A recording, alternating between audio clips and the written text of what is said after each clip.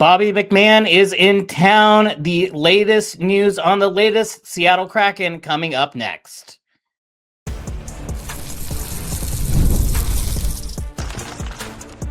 You are Locked On Kraken, your daily podcast on the Seattle Kraken, part of the Locked On Podcast Network, your team every day. Hello, I'm Zaiem alongside Glenn Dreyfuss, and we're with Davy Jones Locker Room, where we do print coverage of the Seattle Torrent and the Seattle Kraken. And welcome to Locked On Kraken, part of the Locked On Podcast Network, now the #1 sports podcast network. And today's episode is brought to you by FanDuel. FanDuel is giving you a way to turn that energy into even bigger potential wins with a college basketball parlay profit boost. Head to FanDuel.com to get started. Glenn, the Seattle Kraken have traded for Bobby McMann. He is in Seattle. He's practicing. He's not going to play against Nashville because they're still resolving visa issues. Coach Lambert said that he is out for now, whatever that means. Usually when coaches are cagey about a player's timeline, it's because they're withholding information that we don't know. In this case, I don't think they know either. So wait. Immigration problems in this country in 2026? Right? So how could that be? But we're just saying way far away from that stuff because otherwise I'm going to get in trouble. But we have learned a lot about Bobby McMann since we got the news on Friday. We talked a little bit about him in the immediate aftermath, but now that we have time to go and digest, I've gone back. I've watched more Bobby McMann highlights. I tried to watch some Leafs games, but unsuccessfully so. But we now know more about this player than we did on Friday. Well, I'm going to give you a scouting report on Bobby McMann, unlike any that you have heard or read anywhere else. And after you hear it, you're going to like him more than you even like him now. Okay, like him more, not less. Okay. Well, you like him even more. You already liked him, but you like him more. A Toronto Star profile said this, going all the way back to his junior and college days, under the headline, "The Ultimate Culture Setter." McMann, this is a quote, accomplished far more than his own career goals. Along the way, he changed the culture of every team he eventually left behind. His coach in the Alberta Junior Hockey League told a story about McMann grabbing bags off the bus, picking up sticks, picking up pucks at the end of practice. He would move the net so the Zamboni could come onto the ice. Did he do this stuff because he was the youngest or because he was less talented? No, he did this while he was captain of the team. The coach called him, quote, the perfect leader. In college at Colgate, he was also named captain. His college coach there said of McMann, he was a pro before he was a pro. Bobby helped transform the culture. An assistant coach at Colgate added this, when it comes to hockey, Bobby will not take no for an answer. And oh boy, did McMann hear a lot of no's. McMann stuck with it, making his NHL debut with Toronto in 2023, 9 years after he was eligible to be drafted. But he wasn't drafted. So he apprenticed for a long time in the ECHL, which is 2 rungs below the majors, then the AHL, plus a couple of times being placed on waivers with no takers. Let's go back to that draft year, 2014. 210 players were drafted, 210.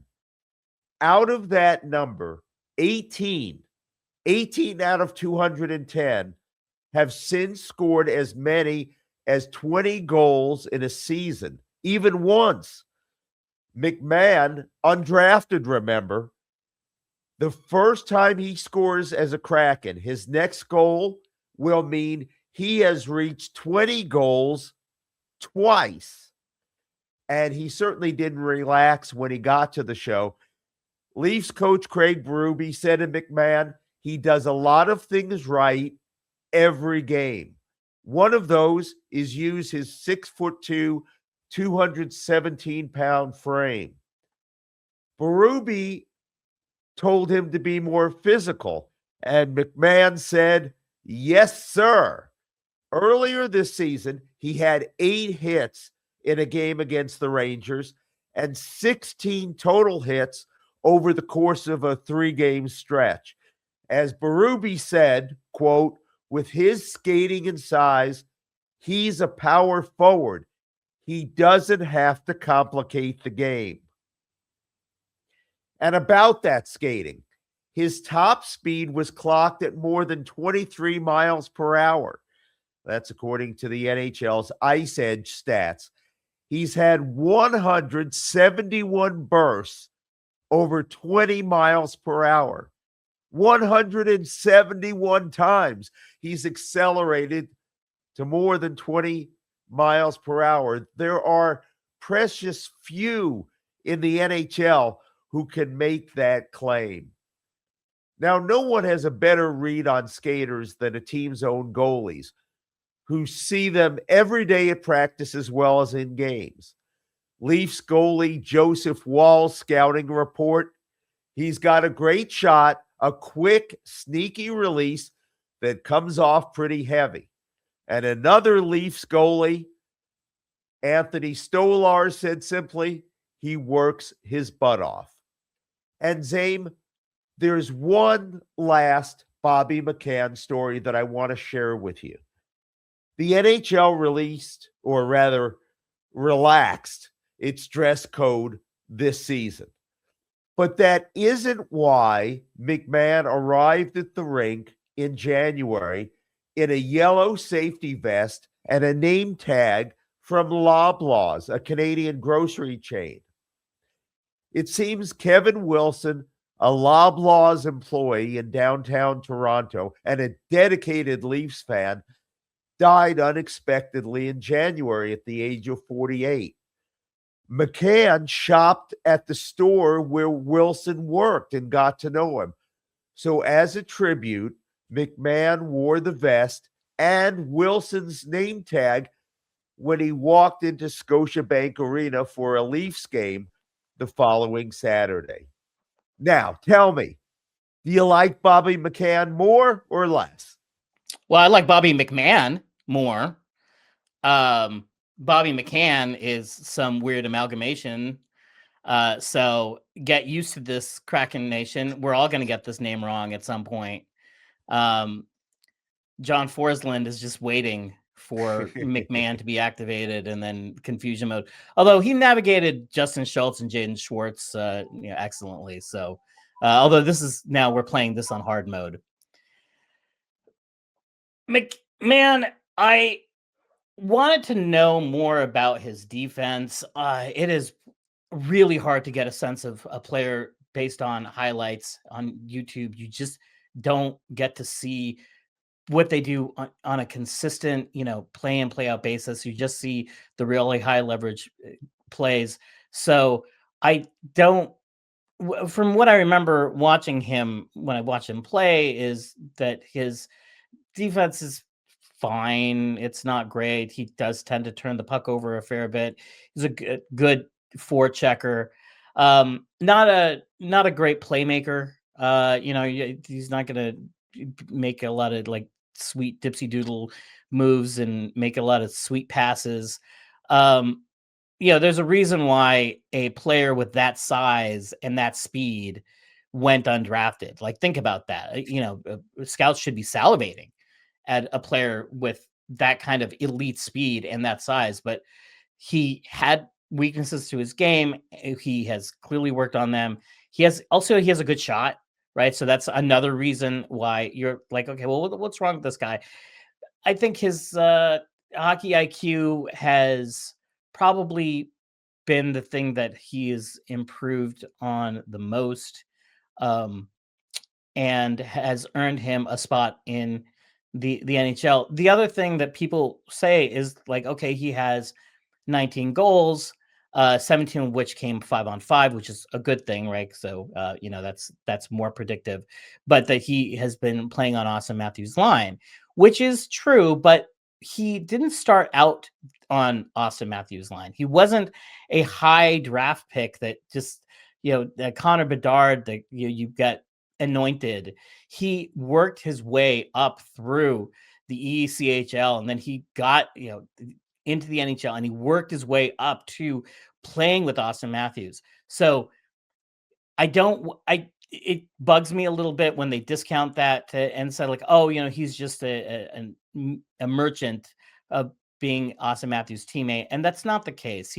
He's a good player. He's flawed for sure. I mean, there's a reason why he didn't even go for a first round pick, right? So he's not the savior of the franchise, but he is a valuable middle six winger that provides offense that the Kraken desperately need. Coming up next, we are going to talk about why the Kraken's lack of offense and the offense they do desperately need is maybe putting them in more trouble than Kraken fans realize. Workplace chaos, deadline stacking up, inbox overflowing, and the one position you have to fill is still sitting open when the pressure's on and you need the right hire. This is a job for sponsored jobs. Indeed, sponsored jobs helps you reach the people who actually fit what you're looking for, skills, experience, and location, so you're not just hoping the right candidate stumbles across your post. Here's a stat that says it all. In the minute I've been talking to you, companies like yours made 27 hires on Indeed, according to Indeed data worldwide. Spend less time searching and more time actually interviewing candidates who check all your boxes. Less stress, less time, more results. Well, you need the right person to cut through the chaos. This is a job for Indeed sponsored jobs. Listeners of the show will get a $75 sponsored job credit to help get your job the premium status it deserves at Indeed.com/podcast. Just go to Indeed.com/podcast right now and support our show by saying you heard about Indeed on this podcast. Indeed.com/podcast. Terms and conditions apply. Need to hire? This is a job for Indeed sponsored jobs. You've done rooftops and you've chased every happy hour, but how about one that's literally above it all?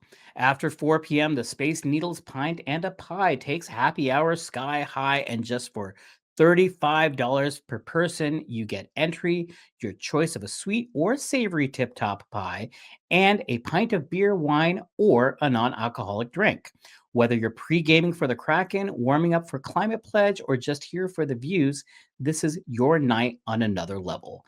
Pint and a Pie. Limited time offer, 21 plus only, minimum to purchase. Tickets at spaceneedle.com.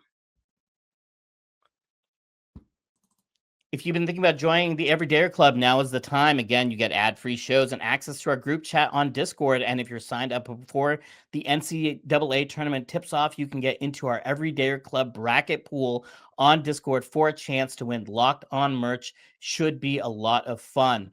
Right now, you can use code MARCH to get your first month free. Head to lockedonpodcast.com/everydayer or click the link in the show notes. All right, Glenn, it brings me no joy to do this. And I sympathize with Dom Lucian of The Athletic because Kraken fans really dislike him because they don't like his model. Dom hates the Kraken. Did you know? I don't know if you knew that, but he has a vendetta against a team in Seattle that has had no relevance to any team other than fans of the Colorado Avalanche. He's a Leafs fan, but for some inexplicable reason, he has chosen to write his computer code in such a way that artificially pushes down the Kraken's playoff odds to further a nefarious scheme to... Well, I haven't figured out what his motivation is, but I have the same motivation because my computer models, unfortunately, have not been very kind to the Kraken, and this lines up with what we have seen this season. Okay, so let's look at, there's a stat called PDO, and all that really essentially means is there are teams that have been blessed by the hockey gods, and there have been teams that have been cursed by the hockey gods, and there are some teams that the hockey gods mostly leave alone.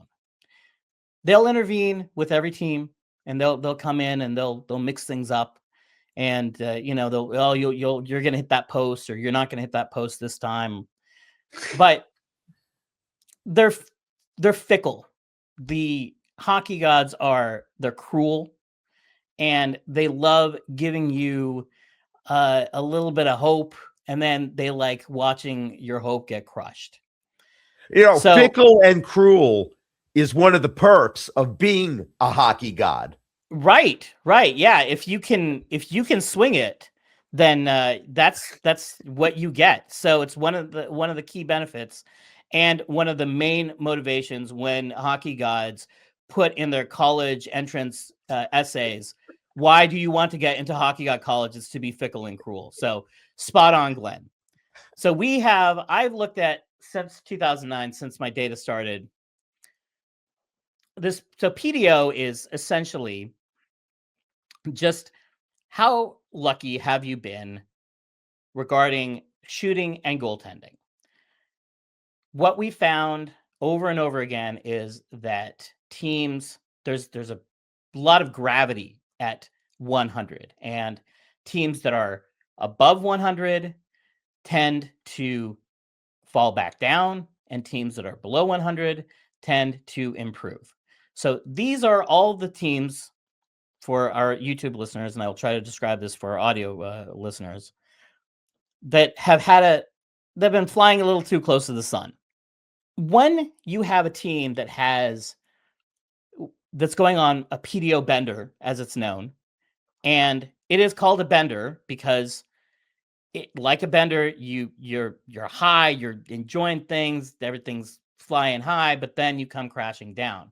Well, usually the crash comes the next season. Teams on a PDO bender, they win a lot more games than they're supposed to, and that puts them easily in the playoffs.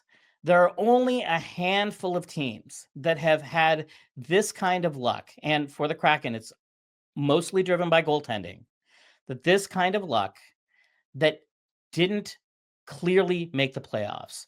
There have only been 3 teams that have missed the playoffs with this kind of luck with 20 games remaining, and the Kraken are in danger of doing so. The reason is because their underlying numbers aren't very good. They're getting outshot. They're getting outchanced. They're losing the shot quality battle. They're using the shot quantity battle. They have the 31st ranked penalty kill. If you want to look at this and you say, okay, well, hold on, but Lane Lambert's defensive system has helped the goaltending for sure. Absolutely. 100% agree. But is Lane Lambert's defensive system the difference between Philip Grubauer being so unplayable that we thought he would get bought out this summer, someone who has been statistically one of the worst goalies in the entire NHL, and now in this part of a season, he looks like one of the best goalies in the NHL. When we've seen goalies do this before, and they have not been historically very good goalies who have this kind of bounce back,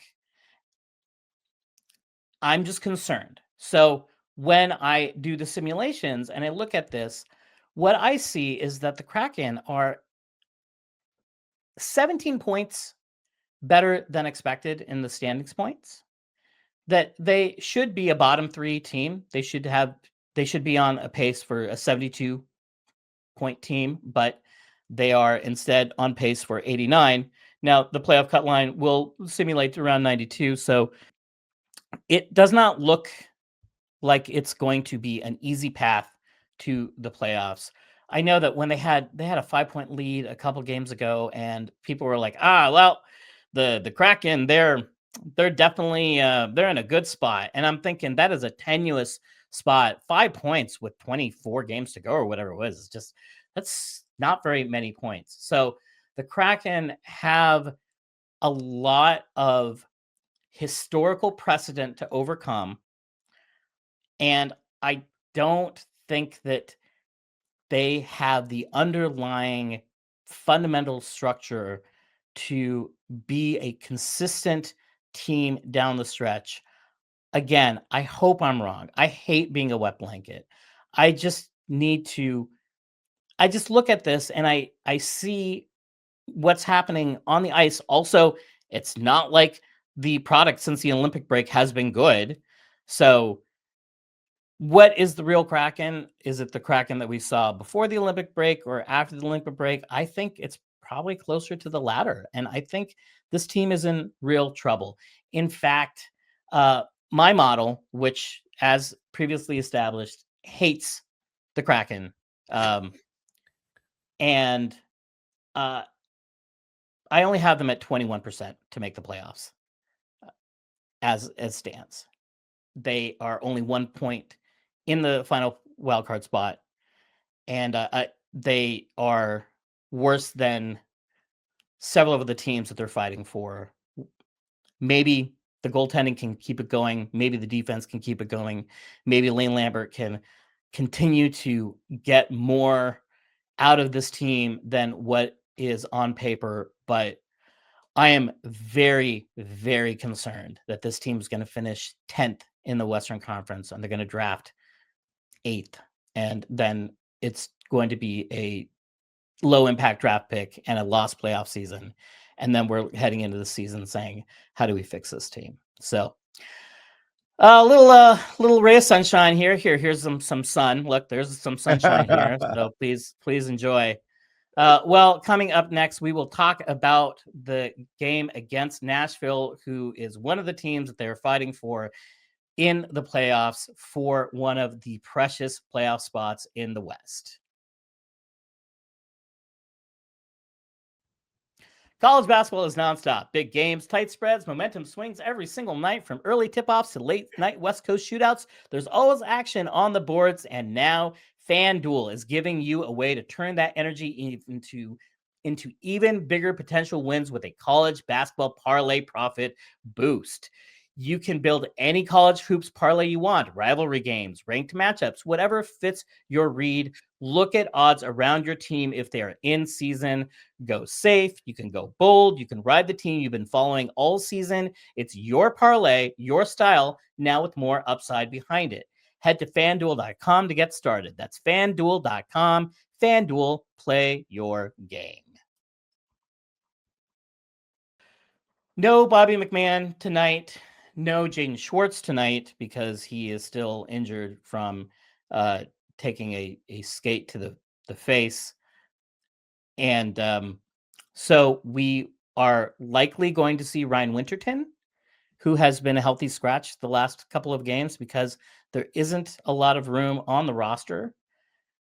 But the game against Nashville, I find interesting for a couple of reasons. First is both these teams are vying for a playoff spot, and they're in this dogfight in the Western Conference where everything is so bunched up and the standings are so tight. The second is I think Nashville's style is an interesting stylistic matchup against the Kraken. Game is going to be won or lost in the neutral zone. Nashville really wants to pressure the defense heading through the neutral zone and cause breakdowns. And the reason why I think this is particularly important is when you have young players or players who have lost focus, who aren't paying attention. Nashville, who has been playing very well coming out of the Olympic break, they will punish your mistakes. Now, I'm going to ask you something here, Glenn. This is a trivia question. What is this? Well, I'm sure it's a trick question, but it looks like a hockey puck. It looks like a hockey puck, and it is a hockey puck. All right.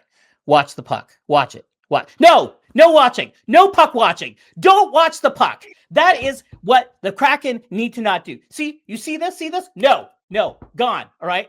No puck watching. Don't stand around and be like, ooh, a puck. Ooh, that's fancy. Ooh, oh, wow, look, it's going around. Ooh, it zips around. Wow, that is really slippery. Wow, and they make that, it's frozen vulcanized rubber. Wow, that must really hurt when it hits it. No, none of that stuff. Don't do any of that stuff because the Kraken have been slow to covering their man. They've been puck watching too much. And then one player, they get an offensive player, they slip free, they get lost, and now that creates a high danger shot. Teams are converting on those high danger chances, but they're creating far too many of them.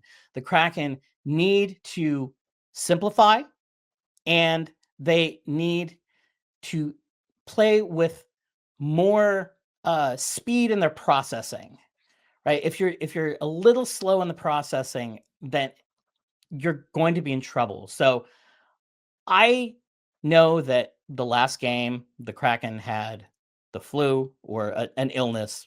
We're inferring that it's the flu. And that is going to affect a team's energy levels. So I'll give them a pass. We discussed this, okay, but that doesn't explain the other games. But I want to see the Kraken just show up and play with energy and focus. The talent aside, the matchups aside, let's just start with what you can control internally and then work on what's happening externally. Well, Lane Lambert is hoping that the flu bug has moved on. I'm hoping we're out of it. I felt like today we were, but at the same time, the guys that were sick, took a toll on them. But you never know, but I feel like, if today's any indication, hopefully we're out of it. So I thought our energy was pretty good today. We had a spirited, demanding practice. I thought some of the details in our game that weren't there on Saturday night needed addressing. I thought the guys did a good job of addressing it.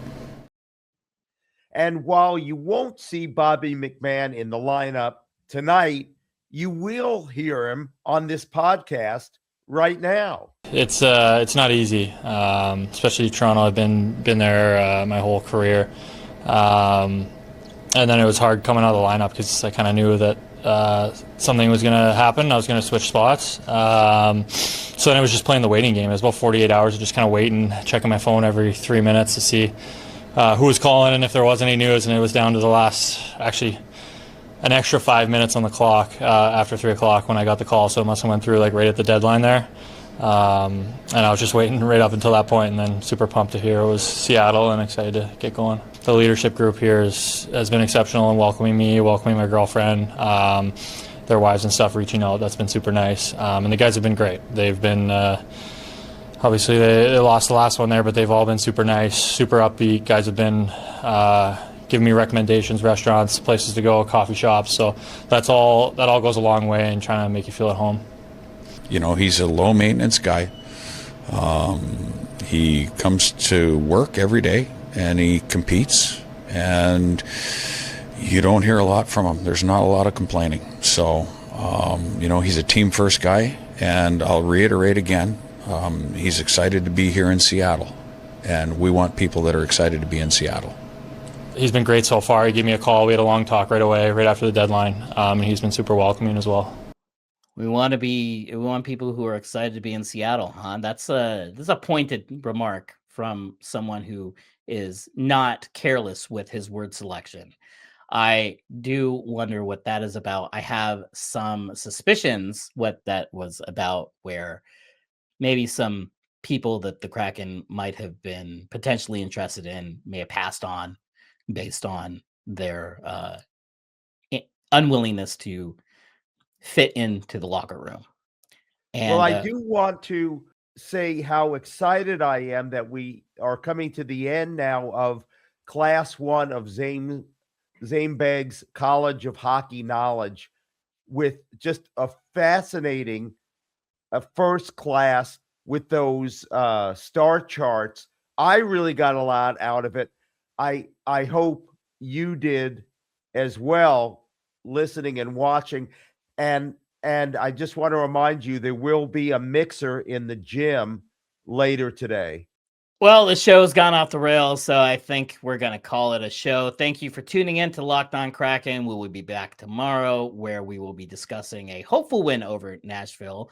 Make sure you subscribe and follow Locked On Kraken so you get all the latest episodes. You can find us at Davy Jones LR on all social media platforms, or at DavyJonesLockerRoom.com, where we do print coverage of the Seattle Torrent and Seattle Kraken. If you never miss an episode, the Everydayer Club is built for you. Get Locked On Kraken ad-free, plus members-only Discord access and more. For those of you on video, we send you over to the first ever 24/7 National Locked On Podcast Network YouTube channel. On audio, make sure this is one of your 2 daily listens. For Davy Jones Locker Room, I'm Zaiem Begg. And I'm Glenn Dreyfuss. And we will see you tomorrow.